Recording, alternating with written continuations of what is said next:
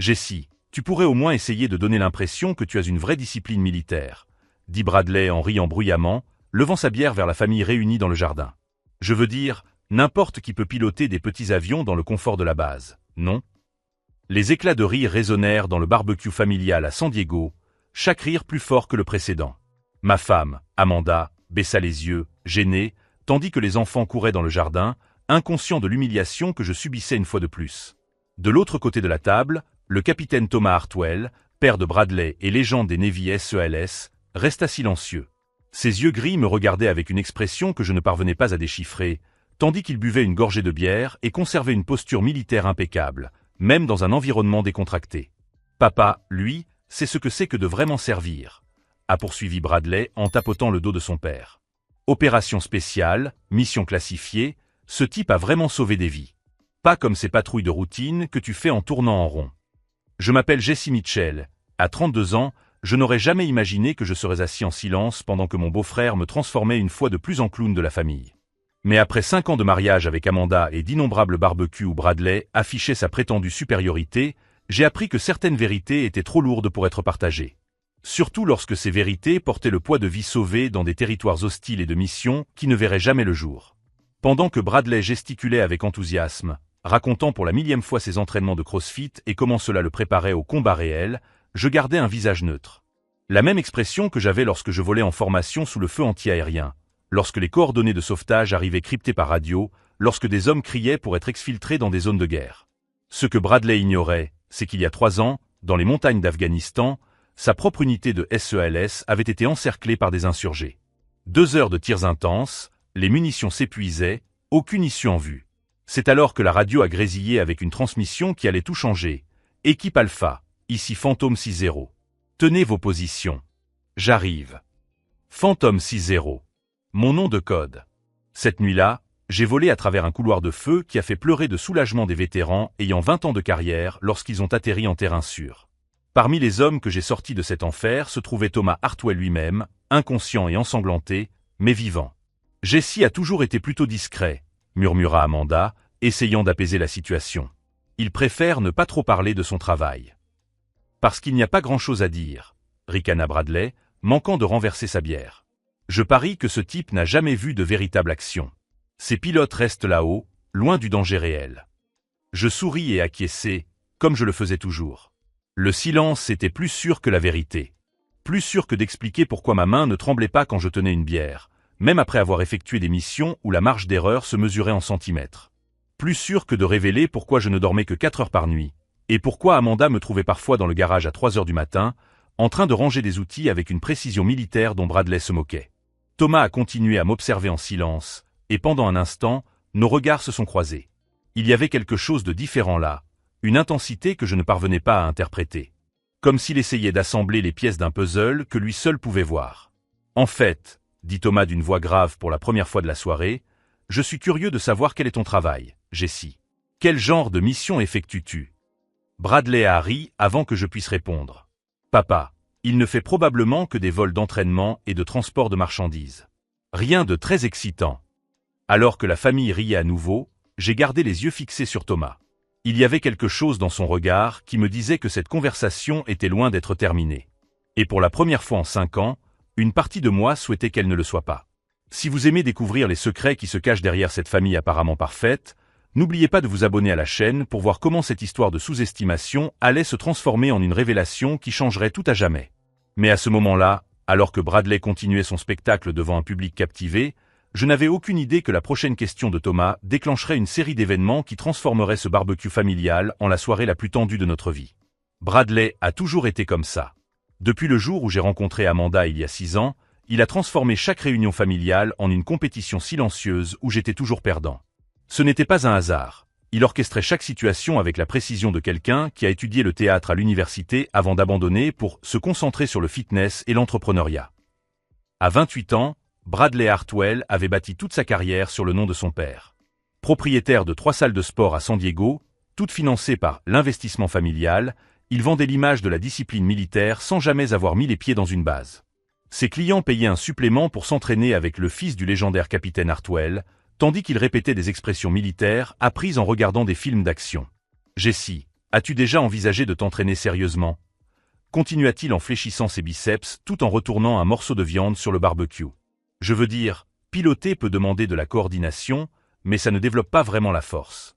Regarde ça. Il frappa sa poitrine gonflée, provoquant des rires forcés chez les invités.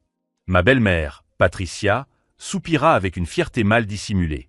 Bradley a toujours été l'athlète de la famille. Tout comme son père. Thomas resta silencieux, mais je remarquai que ses doigts tambourinaient sur la table. Une habitude que j'avais déjà observée chez d'autres vétérans, le genre de mouvement involontaire qui survient lorsque quelqu'un traite des informations contradictoires. Amanda m'a dit que tu volais principalement pour des missions nationales, a poursuivi Bradley, s'adressant désormais directement à moi avec ce sourire condescendant que je connaissais si bien. Ça doit être tranquille, non? Un ciel dégagé, sans réelle pression. Des missions nationales. S'il savait qu'il y a 3 semaines, j'avais effectué une exfiltration d'urgence en territoire hostile, transportant des blessés à travers une tempête qui avait abattu 2 hélicoptères moins expérimentés. S'il savait que le rapport de cette mission était enfermé dans un dossier classifié portant ma signature, avec des lettres de remerciement de famille que je ne connaîtrais jamais. Chaque vol a ses défis, répondis-je diplomatiquement, en prenant une autre gorgée de bière. Bien sûr, a répondu Bradley en agitant la main, comme s'il se montrait indulgent envers un enfant. Mais ce n'est pas comme les opérations réelles, n'est-ce pas, papa? Parle-lui de Ramadi. Thomas a finalement pris la parole, sa voix tranchant l'air avec une autorité naturelle. Bradley, tous les services militaires n'ont pas besoin d'être glorifiés. Oh, allez, papa. Jessie peut apprendre quelque chose. Raconte-lui la fois où vous avez été encerclé pendant 2 jours. J'ai failli m'étouffer avec ma bière. Ramadi. 2 jours encerclés. Thomas parlait de l'opération Redlock, en mars 2021. Je connaissais cette histoire parce que j'étais là-bas, effectuant des vols de reconnaissance pendant 48 heures consécutives, coordonnant les ravitaillements et les évacuations médicales. Thomas m'a regardé avec une intensité renouvelée. Tu connais Ramadi, Jessie? J'ai entendu quelques histoires. Ai-je répondu prudemment. Des histoires. Harry Bradley. Papa a vécu des histoires. Tu regardes History Channel. À chaque mot, le poids de l'ironie devenait plus absurde. Bradley utilisait les missions de son père pour m'humilier, sans savoir que j'avais participé à plusieurs d'entre elles. Pire encore, Thomas commençait à relier des points que je préférais garder séparés. Amanda me toucha doucement le bras. Jessie préfère ne pas parler de son travail à la maison. Il est modeste. Modeste ou il n'a pas grand-chose à raconter, provoqua Bradley, provoquant de nouveaux rires parmi les personnes présentes. C'est alors que Thomas se leva brusquement. Bradley, viens m'aider avec les boissons dans la cuisine. Papa, je suis en pleine conversation. Maintenant. Son ton ne souffrait aucune discussion. Bradley a râlé, mais a obéi, suivant son père à l'intérieur de la maison. À travers la fenêtre de la cuisine, je pouvais les voir engagés dans une conversation intense et silencieuse. Amanda s'est approchée, inquiète. Ça va? Je sais que Bradley exagère parfois. Parfois. Comme s'il s'agissait d'une habitude innocente, et non d'une campagne systématique menée depuis 5 ans pour me faire sentir inférieur. Comme si chaque barbecue, chaque dîner, chaque événement familial n'était pas soigneusement planifié pour mettre en évidence mes prétendues insuffisances par rapport à la supériorité naturelle des Hartwell. Ça va, mentis-je, en observant Thomas gesticuler tout en parlant à voix basse avec Bradley dans la cuisine. Quand ils revinrent, quelque chose avait changé. Bradley semblait retenu, presque contrarié. Thomas prit place à table avec une expression sérieuse que je ne parvenais pas à interpréter. « Jessie, dit-il lentement, quel type d'hélicoptère pilotes-tu » La question venait de nulle part, trop précise pour être fortuite. Plusieurs modèles. Cela dépend de la mission. Des Blackhawks? Mon cœur s'est mis à battre plus fort. J'en ai piloté quelques-uns. Intéressant. Thomas a pris une longue gorgée de bière. Bradley me parlait de son opinion sur les pilotes militaires. Apparemment, il pense que c'est un travail. Comment avez-vous dit, fiston? Sans réel danger? Bradley a murmuré quelque chose d'inaudible, clairement mal à l'aise avec ce changement de ton. Parce que je pensais, continua Thomas, les yeux fixés sur les miens, à certains pilotes extraordinaires que j'ai rencontrés pendant mon service. Des hommes et des femmes qui ont volé dans des situations impossibles pour sauver des vies. Des héros qui n'ont jamais reçu la reconnaissance qu'ils méritaient. Le silence s'étendit autour de la table. Chaque mot avait un poids qui allait au-delà d'une conversation superficielle.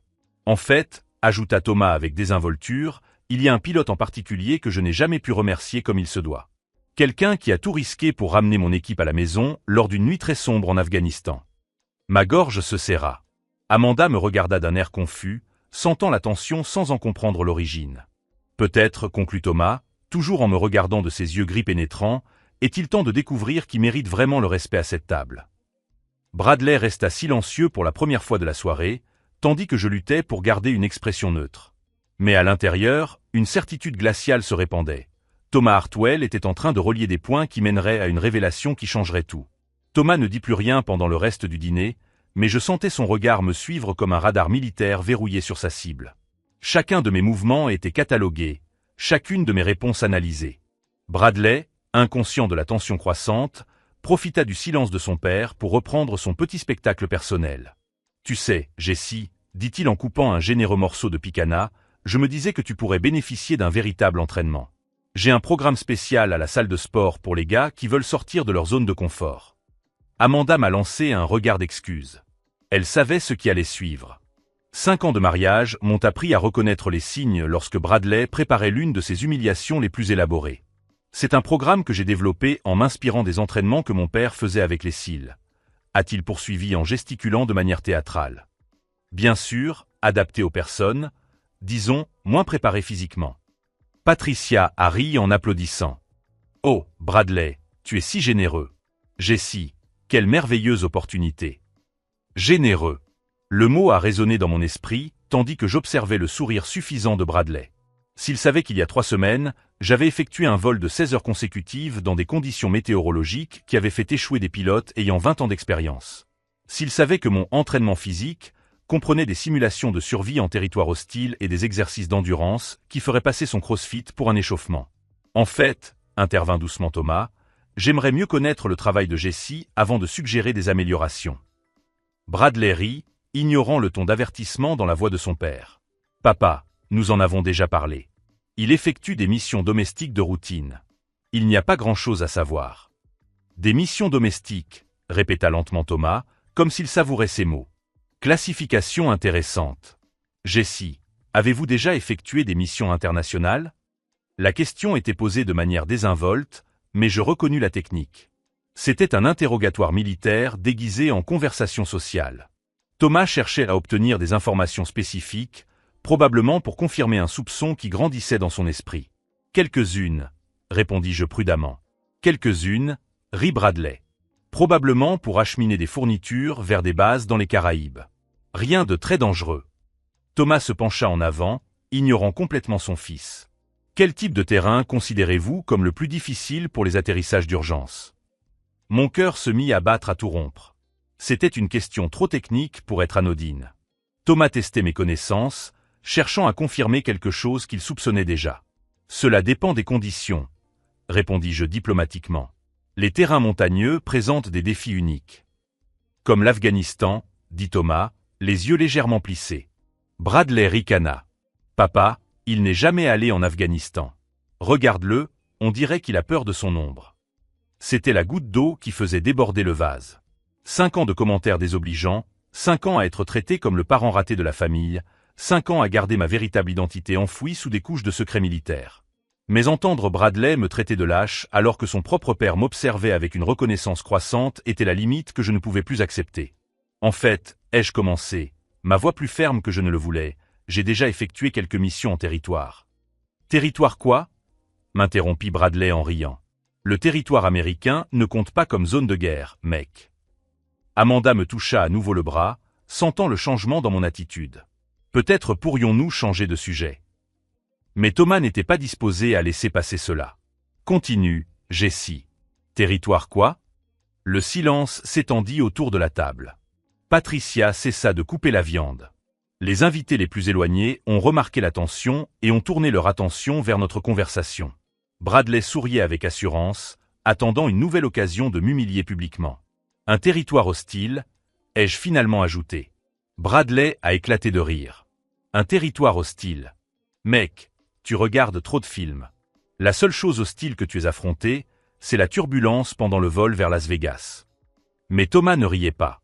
Son expression était devenue intense, concentrée. Quel genre de territoire hostile, Jessie ? Papa, arrête, protesta Bradley. Tu prends ces fantasmes trop au sérieux. Thomas regarda enfin son fils, et pour la première fois de la soirée, je vis une véritable irritation dans ses yeux. Bradley, tu pourrais te taire 5 minutes. Le ton sec surprit tout le monde.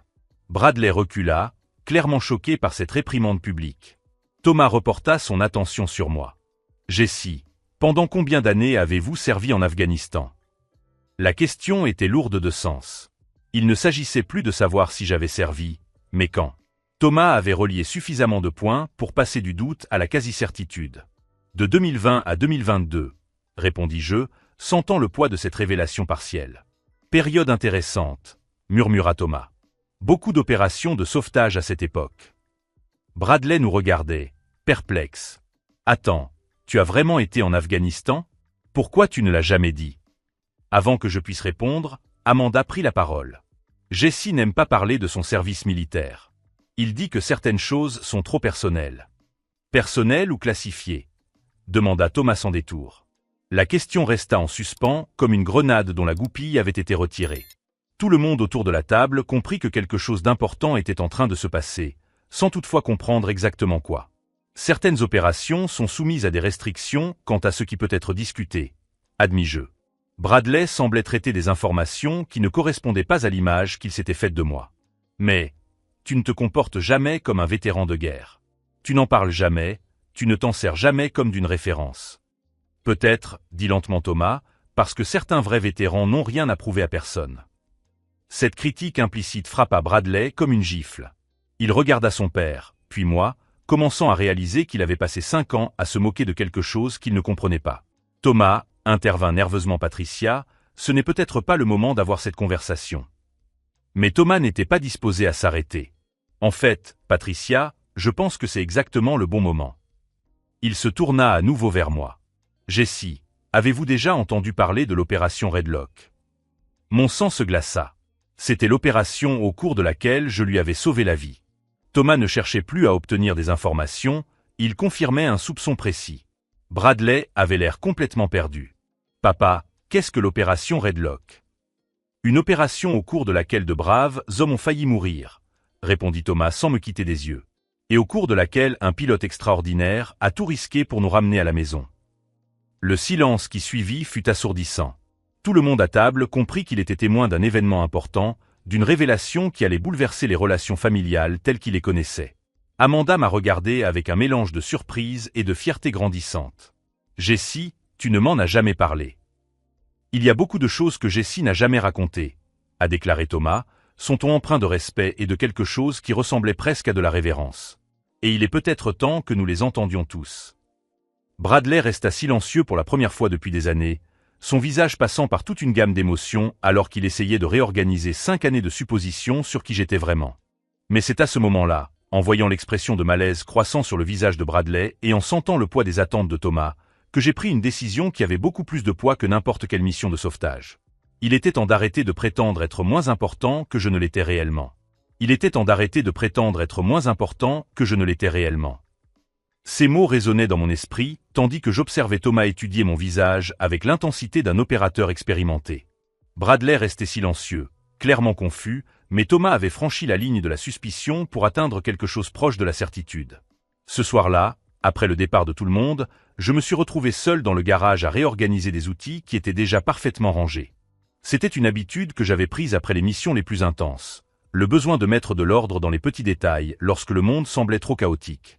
Amanda est apparue à la porte, tenant 2 bières. « Tu veux parler de ce qui s'est passé aujourd'hui ?» J'ai accepté la bière et je l'ai embrassée doucement. Thomas sait quelque chose. Je ne sais pas exactement quoi, mais il mène l'enquête. C'est grave. J'ai réfléchi un instant. Pendant 5 ans, j'avais gardé mon identité militaire enfouie sous des couches de secret et de modestie forcée. J'ai protégé des secrets qui auraient pu détruire des carrières et exposer des opérations sensibles. Mais j'ai aussi protégé Bradley d'une vérité qui aurait pu l'humilier publiquement. Je ne sais pas encore, ai-je répondu honnêtement. Mais quelque chose va changer. Au cours des jours suivants, j'ai remarqué des changements subtils dans le comportement de Thomas. Il a commencé à apparaître dans des endroits inattendus. À la cafétéria où je déjeunais le mercredi. À la station-service où je me rendais. Il ne s'approchait jamais directement, mais je sentais son regard évaluateur. C'était la reconnaissance militaire en action. Thomas menait une opération de surveillance discrète, confirmant des schémas de comportement que seul un opérateur entraîné pouvait afficher. La façon dont je scrutais les environnements avant d'entrer. La façon dont je garais toujours ma voiture de manière à pouvoir partir rapidement. La façon dont je restais conscient de la situation même lors de conversations informelles. Bradley, complètement étranger à l'enquête silencieuse de son père, a profité de ma vulnérabilité apparente pour intensifier ses provocations. Il a commencé à raconter des histoires sur moi aux clients de la salle de sport, me dépeignant comme le beau-frère raté qui vivait au crochet de la famille Hartwell. Ce type vole littéralement en rond pour gagner sa vie. L'ai-je entendu dire à un groupe de militaires à la retraite qui fréquentait sa salle de sport. Alors que mon père sauvait des vies dans des opérations réelles, Jessie s'amusait à jouer au pilote dans des missions domestiques. Ces mots m'ont été rapportés par Amanda, qui les avait entendus d'une amie dont le mari s'entraînait avec Bradley. Chaque nouvelle humiliation était soigneusement conçue pour paraître fortuite, mais le schéma était clair. Bradley construisait un récit public qui me rabaissait afin de rehausser sa propre image. C'est alors que j'ai commencé à prendre certaines décisions stratégiques. Tout d'abord, j'ai demandé à avoir accès à mes dossiers militaires non classifiés. Pas les détails des opérations secrètes, mais les certifications, les décorations et l'historique de service qui pouvaient être vérifiés publiquement. Des informations que tout enquêteur compétent pourrait trouver avec les bons outils. Deuxièmement, j'ai commencé à documenter discrètement les mensonges de Bradley. Chaque histoire exagérée sur sa propre expérience militaire inexistante. Chaque affirmation sur une formation avec les SEAL qu'il n'a jamais reçue. Chaque client trompé par de fausses références. Troisièmement, j'ai entamé des conversations informelles avec de vrais vétérans qui fréquentaient la salle de sport de Bradley. Non pas pour le dénoncer immédiatement, mais pour semer le doute sur ses récits incohérents. C'est intéressant qu'il connaisse autant de détails sur des opérations auxquelles il n'a jamais participé, ai-je discrètement fait remarquer au sergent à la retraite Williams, qui avait servi dans des unités similaires à celles de Thomas. Williams a froncé les sourcils. Vous avez remarqué ça aussi? Certaines de ces histoires ne correspondent pas au protocole réel. Pendant que Bradley construisait son château de cartes basé sur des mensonges, je documentais systématiquement chaque incohérence. Non par vengeance mesquine, mais parce que la vérité méritait d'être protégée. Surtout lorsqu'il utilisait le nom et la réputation de son père pour tromper des personnes qui respectaient sincèrement le service militaire. Thomas, quant à lui, a intensifié sa propre enquête. Un matin, je l'ai trouvé qui m'attendait dans le parking de la base où je travaille. « Jessie, a-t-il dit sans préambule, j'ai besoin de te poser quelques questions directes. »« D'accord. Connaissez-vous le nom de code fantôme 60 » Mon cœur s'est arrêté pendant une seconde, mais j'ai gardé une expression neutre. J'en ai déjà entendu parler. Intéressant. Thomas s'est appuyé contre son camion, choisissant clairement ses mots avec soin. Parce que ce pilote m'a sauvé la vie. Et celle de 3 autres hommes, lors d'une nuit très particulière en mars 2021. Un silence s'installa entre nous. Je pouvais nier, détourner la conversation, maintenir la façade que j'avais soigneusement construite au fil des ans. Où je pouvais commencer à révéler des vérités qui changeraient fondamentalement notre dynamique familiale. Thomas, commençai-je lentement, il y a certaines choses concernant mon service qui sont difficiles à aborder. Difficiles comme classifiées, difficiles comme personnelles. Il acquiesça, comprenant la distinction. Jessie, si tu es bien celui que je pense, alors Bradley a passé 5 ans à humilier un héros de guerre. Et si c'est le cas? Alors il est temps qu'il apprenne certaines vérités qui vont lui faire mal. Ce soir-là, j'ai pris ma décision finale. J'ai appelé mon ancien commandant, le colonel Martinez, et lui ai demandé la permission de révéler certains aspects spécifiques de mon passé militaire. Pas des détails opérationnels classifiés, mais la confirmation de noms de code, de dates de service et de décoration qui avaient été gardés secrets pour des raisons de sécurité. Mitchell. La voix de Martinez résonna clairement au téléphone. Pourquoi maintenant? Des questions familiales, monsieur. Des situations qui nécessitent des éclaircissements. Il y eut un silence. Êtes-vous sûr? Une fois que ces informations seront rendues publiques, il n'y aura plus de retour en arrière possible. Je suis sûr. Très bien. Je vais procéder à la divulgation. Jessie, vous méritez d'être reconnue pour ce que vous avez fait. Vous l'avez toujours mérité. En attendant les documents officiels, je commençais à me préparer psychologiquement à ce qui m'attendait. 5 années d'humiliation silencieuse étaient sur le point d'être révélées au grand jour. Bradley allait découvrir qu'il avait passé une demi-décennie à se moquer de l'homme qui avait sauvé la vie de son père. Si vous suivez ce parcours de découverte et que vous vous demandez comment des secrets militaires peuvent transformer les dynamiques familiales, n'oubliez pas de vous abonner à la chaîne pour voir comment des vérités enfouies ont le pouvoir de réécrire complètement les hiérarchies que nous pensions connaître. 2 jours plus tard, Thomas m'a appelé. Jessie, j'ai obtenu des informations grâce à d'anciens contacts. Des informations sur un pilote appelé Phantom 60. Et qu'as-tu découvert? J'ai découvert que ce pilote a non seulement sauvé mon équipe, mais qu'il a également accompli 17 missions de sauvetage à haut risque. Il a reçu des décorations que la plupart des militaires ne voient que lors de cérémonies. Et il a gardé tout cela secret pour des raisons de sécurité nationale. Le poids de ces mots resta suspendu dans l'air. Thomas avait confirmé de manière indépendante ce qu'il soupçonnait. Jessie, continua-t-il, la voix chargée d'une émotion contenue, si vous êtes Phantom 60, alors ma famille a envers vous une dette que nous ne pourrons jamais rembourser. Et une explication qui a 5 ans de retard. Thomas. Bradley ne sait pas qui tu es. Et quand il le saura, il devra reconstruire tout ce qu'il pensait savoir sur le courage, le service et le véritable héroïsme. J'ai raccroché le téléphone, sachant que j'avais franchi le point de non-retour. Les 48 heures suivantes détermineraient si des années de silence protecteur se transformeraient en une reconnaissance méritée ou en une explosion familiale qui pourrait briser des relations à jamais. Mais pour la première fois en 5 ans, j'ai dormi profondément. La vérité était sur le point d'éclater, et j'étais prêt à affronter toutes les conséquences que cela entraînerait. L'appel de Thomas est arrivé un jeudi matin. Jessie, j'ai besoin que tu viennes dîner avec nous ce soir. Il y a des gens que j'aimerais te présenter. Sa voix avait une formalité qui n'existait pas auparavant, comme s'il suivait un protocole spécifique. Amanda a remarqué mon hésitation. C'est à propos de Bradley, a-t-elle demandé. C'est à propos de vérités qui doivent être dites, ai-je répondu, sachant déjà que Thomas avait terminé son enquête. Lorsque nous sommes arrivés chez les Hartwell ce soir-là, nous avons trouvé un décor totalement différent des barbecues décontractés précédents. Thomas avait invité 4 hommes que j'ai immédiatement reconnus, des vétérans de son ancienne unité de SEAL. Des visages que je n'avais vus que lors de briefings militaires il y a des années, désormais assis civilement dans la salle à manger. Bradley semblait perplexe face à cette formalité inhabituelle. « Papa, que se passe-t-il? Pourquoi tout le monde est-il si sérieux ?»« Mon fils, répondit Thomas, la voix chargée du poids de ses années de commandement, aujourd'hui, vous allez rencontrer l'homme qui m'a sauvé la vie. » Le silence qui suivit était pesant.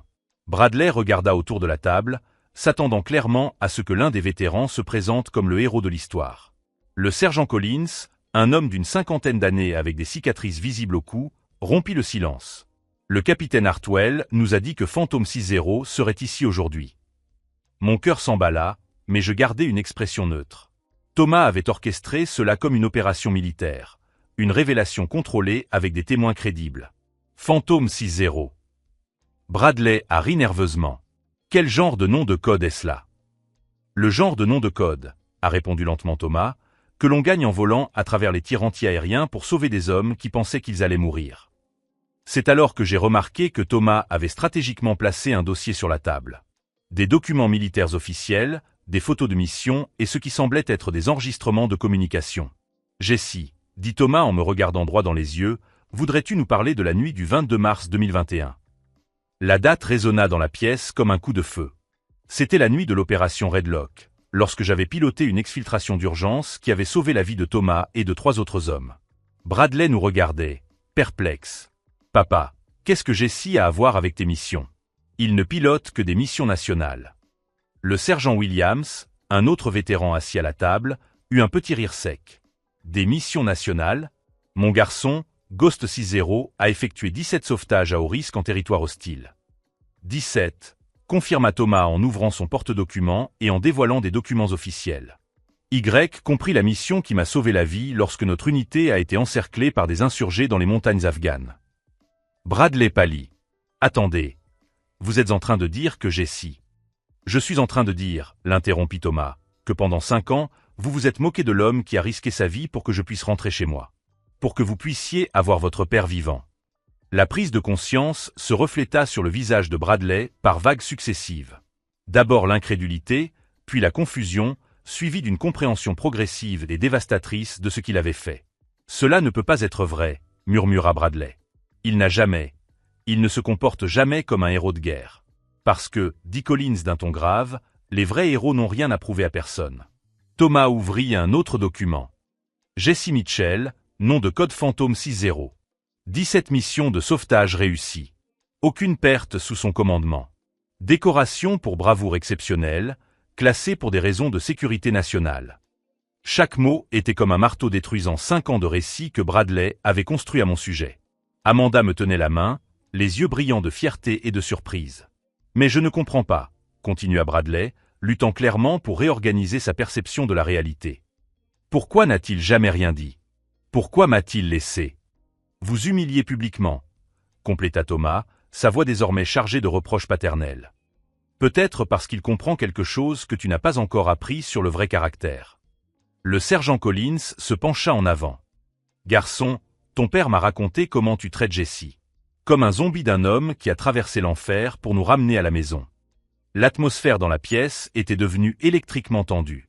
Bradley me regardait désespérément, comme s'il cherchait un démenti ou une explication qui pourrait minimiser son humiliation croissante. « Jessie, dit-il d'une voix étranglée, si c'est vrai, pourquoi ne m'en as-tu jamais parlé? » Je pris la parole pour la première fois depuis notre arrivée. Parce que certaines choses sont plus importantes que de prouver qui a raison. Thomas ouvrit un dernier dossier, révélant des photos de notre unité en Afghanistan. Bradley, voici le rapport officiel de la mission. Lis la partie qui décrit comment Ghost 60 a piloté un Black Hawk sous un feu nourri pour nous évacuer.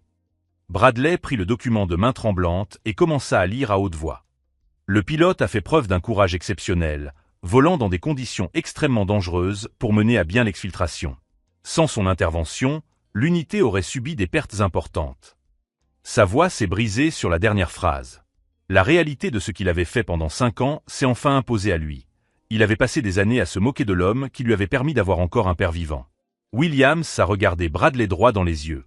« Mon garçon, tu as passé 5 ans à humilier un héros national.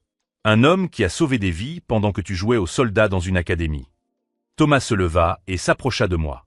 « Jessie, au nom de mon unité et de ma famille, je te présente mes excuses pour ce que tu as enduré. Et je te demande la permission de faire quelque chose que j'aurais dû faire il y a 5 ans. » Il s'est mis au garde à vous et m'a salué respectueusement. Les autres vétérans ont fait de même, l'un après l'autre. Bradley observait en silence, réalisant qu'il assistait au genre de reconnaissance qu'il avait passé des années à prétendre mériter. « Fantôme 60, dit solennellement Thomas, merci d'avoir ramené ce père à la maison. » Mais alors que je rendais son salut, sachant que 5 années d'humiliation silencieuse touchaient enfin à leur fin, je remarquai du coin de l'œil que Bradley avait commencé à pleurer. La véritable transformation était encore à venir. Les larmes qui coulaient sur le visage de Bradley n'étaient pas seulement dues à l'embarras, mais aussi à une compréhension dévastatrice qui réécrivait 5 années de sa propre identité. Thomas tenait le fusil militaire tout en observant son fils assimiler l'ampleur de ce qu'il venait de découvrir. « Bradley, dit doucement Collins, ta réaction maintenant détermine le genre d'homme que tu es vraiment. » Il y eut un long silence avant que Bradley ne se lève lentement. Ses mains tremblaient lorsqu'il se plaça devant moi, cherchant clairement les mots justes pour une situation qui transcendait toute expérience antérieure. « Jessie, dit-il d'une voix étranglée, je n'ai pas de mots pour. Pendant 5 ans, j'ai humilié l'homme qui a sauvé mon père. » Amanda me serra la main, observant la transformation se produire en temps réel. Patricia, qui était restée silencieuse pendant toute la révélation, finit par parler d'une voix brisée. « Jessie, pardonne à notre fils. Pardonnez notre famille. » Je regardai Bradley, voyant non pas le jeune homme arrogant qui m'avait tourmenté pendant des années, mais un homme confronté à la destruction totale de son image de soi. « Bradley, la question n'est pas le pardon. La question est de savoir ce que tu vas faire de cette vérité. » Il acquiesça désespérément. « N'importe quoi. Je ferai n'importe quoi pour effacer ce que j'ai fait. » Thomas s'approcha de son fils. « Mon fils, tu as passé 5 ans à bâtir une carrière sur mon nom tout en humiliant l'homme qui m'a permis de rester en vie pour être ton père. » Jessie n'a jamais utilisé ses réalisations à des fins personnelles. Il n'a jamais cherché la reconnaissance. Il n'a jamais profité du respect qu'il méritait. La réalité de ces mots frappa Bradley comme un tsunami. Ses salles de sport, ses clients, toute sa réputation. Tout cela était construit sur l'ombre d'un père dont la vie avait été sauvée par l'homme qu'il méprisait publiquement. « Mes clients », murmura Bradley, réalisant les implications. « Tous ces vétérans qui s'entraînent avec moi parce qu'ils respectent notre famille, ils doivent savoir qui tu es vraiment. » Williams se pencha en avant. « Mon garçon, certains de ces hommes t'ont probablement déjà entendu parler de Fantôme 60. Quand ils découvriront que l'homme que vous avez traité de raté est une légende militaire. » L'humiliation de Bradley s'intensifia, mais quelque chose d'intéressant se produisit. Au lieu de reculer ou de se défendre, il redressa les épaules, affichant pour la première fois une posture véritablement militaire. « Alors ils apprendront la vérité », dit-il avec une détermination croissante. « Tout le monde le saura. » Au cours des mois suivants, Bradley transforma son humiliation en mission personnelle. Il ferma 2 de ses 3 salles de sport et transforma la 3e en centre de rééducation gratuit pour les vétérans. Chaque séance commençait par le récit de la façon dont il avait découvert que le véritable héros se trouvait juste sous son nez. « Je m'appelle Bradley Hartwell », l'ai-je entendu dire lors d'une conférence 6 mois plus tard, et pendant 5 ans, j'ai humilié un héros de guerre parce que j'étais tellement obsédé par le fait de vivre dans l'ombre de mon père que j'ai oublié d'apprendre ce que signifie vraiment servir. La salle de sport est devenue un sanctuaire pour les vétérans qui luttaient pour se réintégrer dans la vie civile. Bradley, désormais humble et concentré sur un véritable objectif, a découvert quelque chose que des années d'autopromotion ne lui avaient jamais apporté. Un respect sincère gagné grâce à un service authentique. Thomas et moi avons développé une amitié qui transcendait les hiérarchies militaires. Nous avons commencé à visiter des écoles ensemble, parlant des valeurs militaires réelles par opposition à la glorification cinématographique. Il parlait de leadership et de stratégie. Je parlais de courage silencieux et de décision sous pression. La différence entre un véritable héros et quelqu'un qui prétend être un héros, a déclaré Thomas lors d'une de ses conférences, c'est que le véritable héros n'a jamais besoin de raconter ses propres histoires. Amanda, qui avait observé 5 années d'humiliation silencieuse sans en comprendre pleinement le contexte, a développé une nouvelle fierté pour mon choix de rester discret. « Tu aurais pu détruire Bradley à tout moment », m'a-t-elle dit un soir, mais tu as choisi de protéger la dignité de la famille. Détruire Bradley n'aurait pas sauvé la vie de son père, ai-je répondu. Et cela n'aurait pas rendu notre mariage plus fort. 1 an après cette révélation, Bradley m'a fait une proposition inattendue. Jessie, je veux que tu sois mon associé dans la salle de sport. Pas en tant qu'investisseur silencieux, mais en tant que copropriétaire.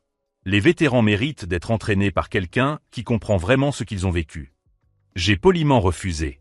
Ma mission n'était pas de remplacer une forme de reconnaissance par une autre, mais de continuer à servir sans avoir besoin d'une validation extérieure.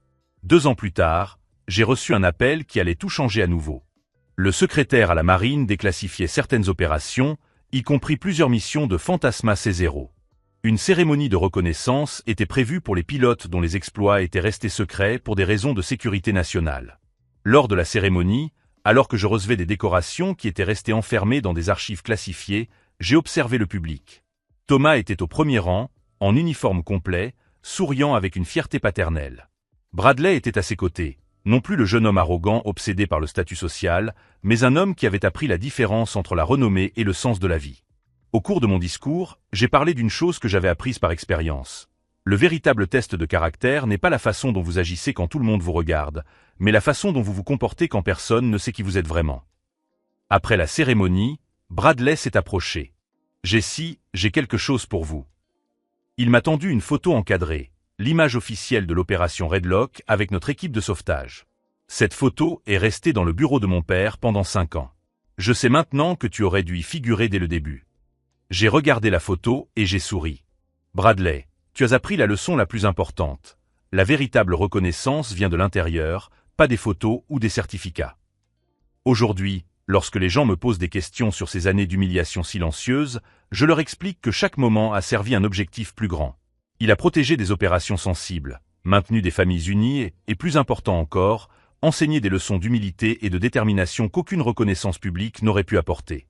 Bradley dirige aujourd'hui le centre de réadaptation le plus respecté de l'État. Non pas parce qu'il porte le nom de son père, mais parce qu'il consacre chaque jour à servir des hommes et des femmes qui ont sacrifié plus que la plupart des gens ne peuvent l'imaginer.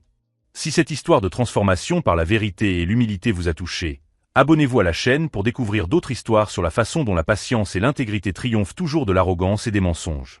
La leçon que j'ai apprise ne concernait pas la vengeance ou la justice poétique, mais quelque chose de plus profond. Parfois, le plus grand pouvoir que nous possédons est le choix du moment et de la manière de révéler qui nous sommes vraiment. Et lorsque nous faisons ce choix pour la bonne raison, au bon moment, cela transforme non seulement notre vie, mais aussi celle de tous ceux qui nous entourent. Le véritable héroïsme ne consiste pas à être reconnu pour ses actions, mais à continuer d'agir correctement, peu importe qui nous observe.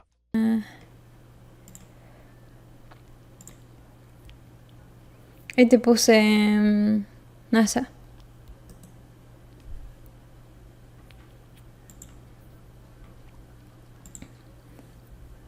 El editor. Olor a fibra de cobre.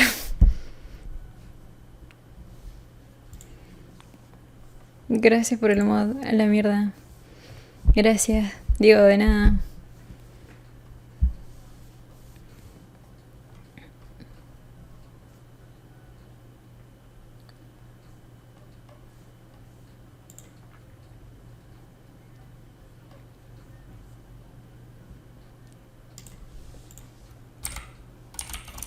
A ver. ¿Qué mierda juego ahora? Minecraft.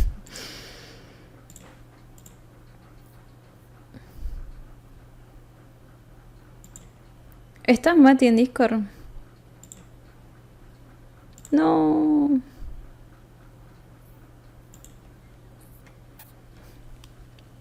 Estoy enamorada a las 4. ¿Cómo te mira el LOL? Vos decís.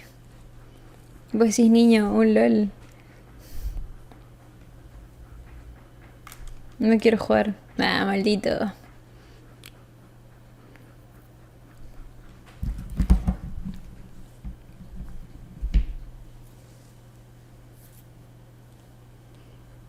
LOL, ¿no? ¿Y qué jugamos? Qué milagro, boludo.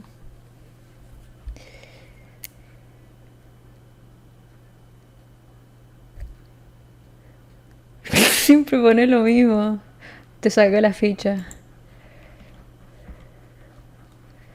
Estoy enamorado de 4, baby. Jugamos a hablar de nuestros sentimientos. Vale, supongo eso es un poco raro. A ver.